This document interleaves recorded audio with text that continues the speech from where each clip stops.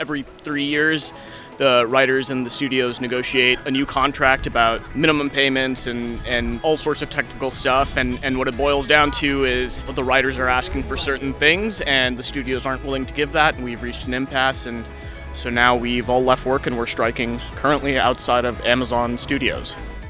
In the writer's room, we're being squeezed smaller and smaller and asked to work longer and longer periods for less and less money, less and less opportunity, less and less training on the job so that we could eventually move up the ranks and have more creative ownership. The studios are pressuring the system in a way that makes us gig workers, essentially, like job to job to job, which is how a lot of folks live. But the point of a union is that we don't get treated like that. And when the studios refuse to even talk to us about our reasonable requests for some participation, for some creative ownership, for being valued for the number of years we've put into the job. Right now, if I join a mini room, my salary, my weekly pay is the same as somebody who joined the guild last week. I've been at this for 20 years, and it seems reasonable to me that my work should be valued differently after 20 years on the job.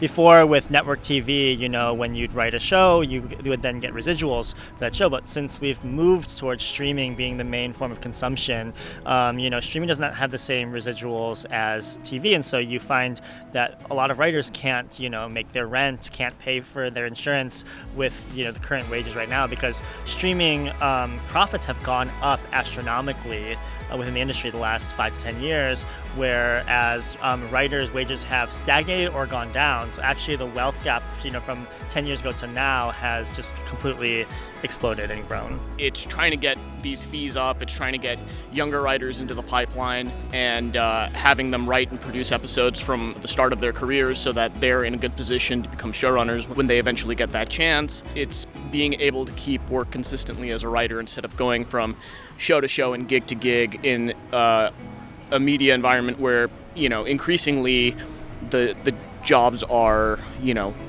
they're not year-round like they used to be. They're 20 weeks, they're 10 weeks, they're less. So it's forcing writers to have to scrounge around and jump from show to show, and doesn't give writers the opportunity to build their careers like they did in a more traditional TV model where it ran year-round. We're not necessarily striking for ourselves. We're striking for these next generations of writers. Everyone that's trying to get into the industry, the corporations are trying to squeeze that, that margin lower and smaller and smaller. And so we're fighting to have livable wages in this industry, so that we can have our creative voices heard. So if you go to WGAcontract2023.org, they have kind of all the information on there as to what the WGA is fighting for, where you can help support striking, whether in New York or LA, and just kind of help our voices be heard.